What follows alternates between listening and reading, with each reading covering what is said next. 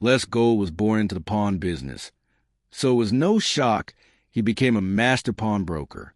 His expert touch unlocked unbelievable opportunities, and before long he was famous as an author, a reality TV star, and a media personality. His two biggest legacies were American Jewelry and Loan, his pawn shop, and truTV's hit series Hardcore Pawn. Yet behind that success, Les endured a tragedy so devastating he never fully recovered. Many link Les Gold to the pawn world because of his decades at the counter, but few know he started young, just 7 years old, when he made his very first sale. He was a third-generation broker. His grandfather ran Sam's Loans on Michigan Avenue in Detroit, Michigan. That's where young Les learned every trick of the trade. Years later, the Sam's Loans building was reborn as Gold Cash Gold, a pawn shop-themed restaurant, though it closed 6 years after opening. At just 12, Les launched his first business buying whole pizzas and selling them by the slice to hungry classmates at school. That scrappy hustle would define his future. In 1978, following his grandfather's footsteps, he opened American Jewelry and Loan at the Green 8 Shopping Center on 8 Mile Road in Oak Park. In 1993, he shifted to a 500-square-foot spot, a converted bowling alley, on Greenfield Road near 8 Mile in Detroit. He built the business from the ground up, eventually expanding to 5 locations and serving some 1,000 customers every day. Since marrying his wife Lily Gold in 1975, Les made his family part of the action. When their children arrived, a daughter, Ashley, and a son, Seth, they stepped right in. Seth graduated from the University of Michigan and took over as co-owner of American Jewelry. He revamped the marketing division, proudly claiming that without him, the shop's only ad would be in the yellow pages. Ashley earned her bachelor's in business administration at Michigan State University and a graduate diamond certification from the Gemological Institute of America. She co-owned the business for over 15 years, aside from a 3-year maternity leave. American Jewelry and Loan grew so big it ran regular ads on Detroit radio, and even on the Jerry Springer Show. In 1994, executive producer Richard Dominic visited the shop and was stunned. When you see a pawn shop this big, you picture a storefront in an alley. Not this. Dominic saw TV Gold and pitched a pawn shop series to the Gold family. There were no pawn shop shows then. He trusted his gut. Les would be magnetic on camera. Viewers would either love him or hate him, but they'd watch. Although Seth hesitated, Les gave the green light, and Hardcore Pawn was born. Hardcore Pawn debuted December 21st, 2009, with a 2-episode pilot that tested the waters, and viewers devoured it. They got an unfiltered look at Detroit's largest pawn shop, a 10,000-square-foot playground, diamonds, tools, and wild stories, some believable, some outrageous. Les ran daily operations with Seth and Ashley by his side, promising viewers 3 personalities, 45 employees, and 1,000 customers a day. Expect laughter, tears, and every emotion in between. When the official series premiered August 16th, 2010, 2 million people tuned in, making it truTV's most watched debut ever. One customer brought in a cannon. Les fired it off. Another wheeled in a homemade stripper pole that stopped everyone in their tracks. They even had 2 horses trotting through the showroom. But success breeds controversy. Across the country in Las Vegas, Brent Montgomery and Colby Gaines of Left Field Pictures had cooked up a pawn shop show after touring the eclectic, seedy shops near the Strip in 2008. They signed on Rick Harrison of the Gold and Silver Pawn Shop, less than 2 miles from the Strip, and launched Pawn Stars on History Channel July 19, 2009. Each episode spotlighted 6 vintage or antique items.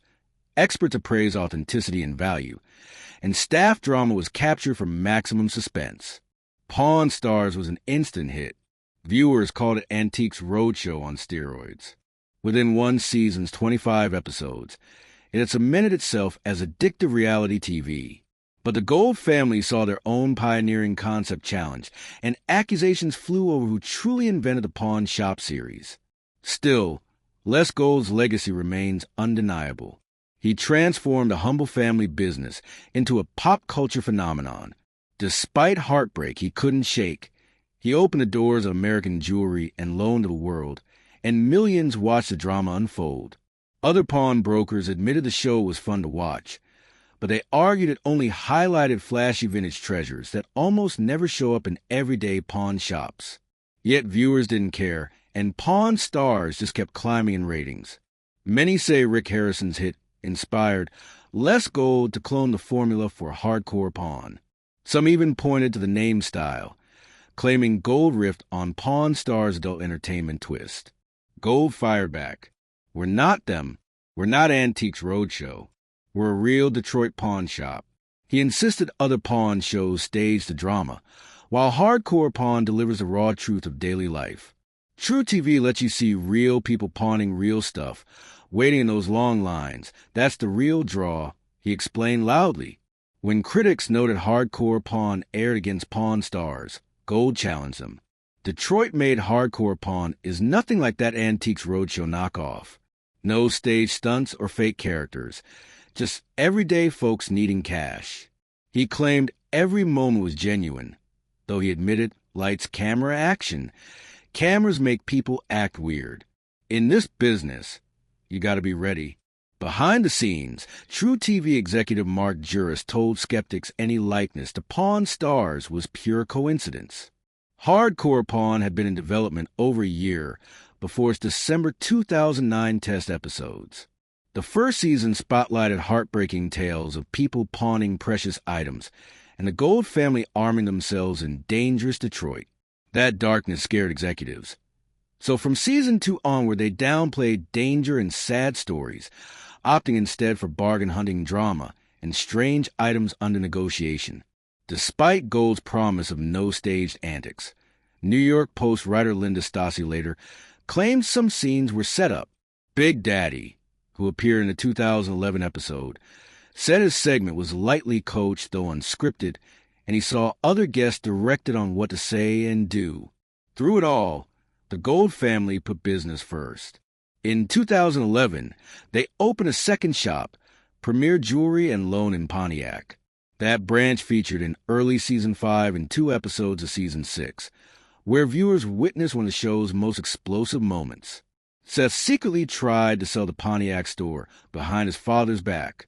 The branch was underperforming, and no less agreed it was a problem. He made clear it was not for sale. Seth pressed on anyway, lining up buyers without Ashley's knowledge. She wanted no part of the deal.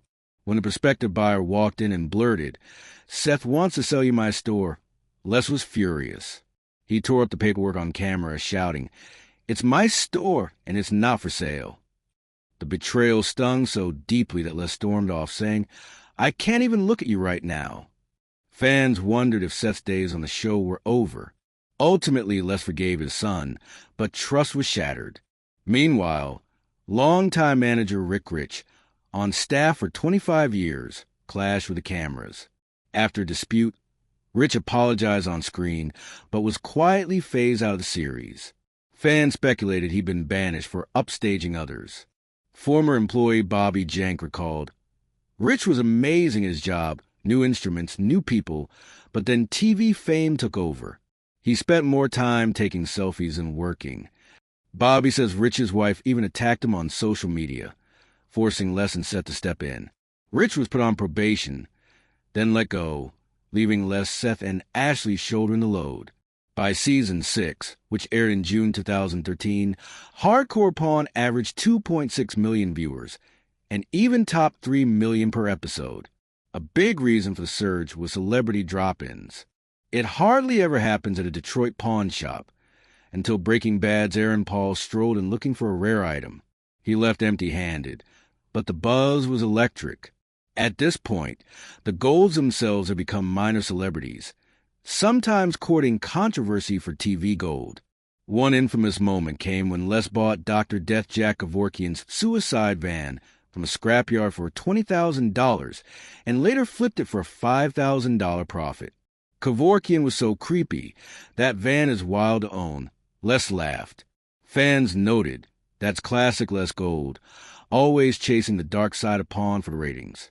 Hardcore pawn never lacked floor drama, but sometimes the real scandal brewed behind the counter. From secret sales plots to manager blow-ups and coach reality, the show walked the line between authentic and produced.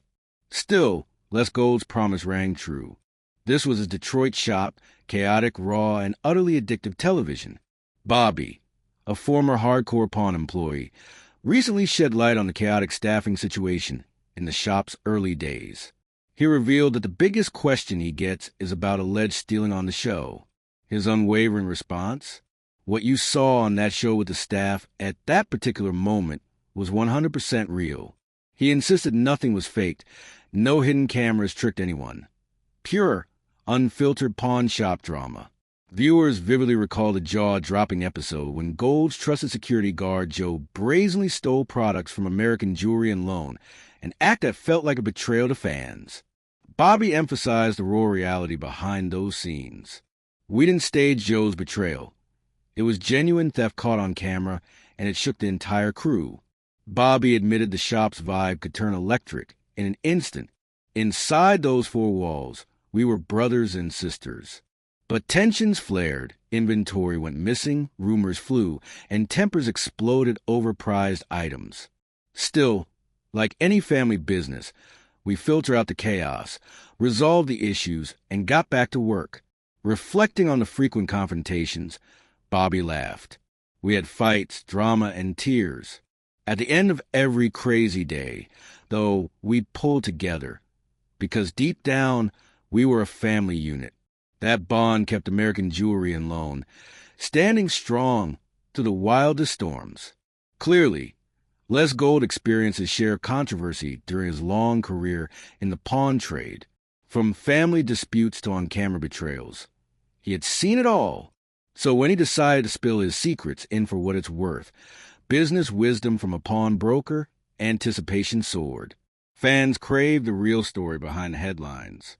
Released on June 1st, 2013, the memoir chronicles Gold's climb from pizza reselling kid to Detroit pawn empire boss. He laid out step by step how he built American Jewelry and Loan into a powerhouse, teaching readers how to apply a pawnbroker's mindset in any line of work. The book rocketed onto the New York Times bestseller list, landing at number 4 in the Advice How to and Miscellaneous category for the week of June 30th, 2013. It also snagged number 8 in hardcover business books for July 2013, proof that pawn wisdom sells like gold.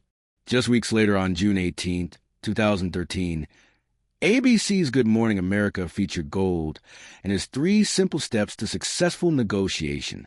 Millions tuned in to see him break down his signature tactics live. Viewers loved the no-nonsense advice, and social media buzzed with clips of less schooling host anchors on haggling. Hardcore Pawn's ratings boom sparked spin-offs that dug even deeper. Combat Pawn hit the airwaves next, a gritty peek inside Guns Plus, a gun shop near Fort Bragg, North Carolina, where soldiers, veterans, and civilians haggled over rifles, pistols, and military surplus. Cameras captured tense negotiations, emotional farewells, and the raw underside of weapon trading. Another offshoot, Hardcore Pawn Chicago, put the spotlight on Royal Pawn Shop, run by brothers Randy and Wayne Cohen, whose family legacy spans over a century. Viewers tuned in for brotherly banter, rare finds, and the same no-holds-bar negotiation that made the Detroit shop famous. However, by its 9th season, Hardcore Pawn no longer fit truTV's freshly minted comedy-focused lineup. Executives felt the raw, gritty pawn drama clash with lighter, laugh-driven shows they wanted to promote. With no other network stepping up to rescue it, production was halted in 2014, in an era of unflinching reality television. After more than 40 years in the pawn game, Les Gold amassed a surprising fortune through grit and negotiation savvy. While he may not rival tech billionaires, he commands respect on Detroit's high street. His store revenues, TV salary, book royalties, and side ventures peg his net worth at just over $5 million. Gold has also given back to his community, mentoring aspiring Detroit entrepreneurs through low-cost training programs, workshops, and one-on-one coaching sessions. He regularly donates to the Heat and Warmth Fund, helping struggling families cover heating and electricity bills during brutal winters, ensuring no one freezes in his hometown. On April 9, 2023, a TikTok video sent shockwaves through social media, claiming Les Gold had died, 1950 to 2023. Fans were stunned, flooding comment sections with disbelief and mourning messages. The bizarre clip even sparked news headlines before anyone realized it was a hoax. It spread like wildfire online overnight. The very next day, Seth Gold posted a TikTok video with his father captioning the rumors are false, and Les winked at the camera saying, "As you can see, I am not dead." He thanked everyone for their concern and laughed off the bizarre hoax. Most recently, Les sat down with Fox News to dissect the harsh economic forces driving people to pawn shops. He warned that rising living costs leave many with no choice but to pawn essentials, a sobering reminder that real lives fuel is on-screen drama.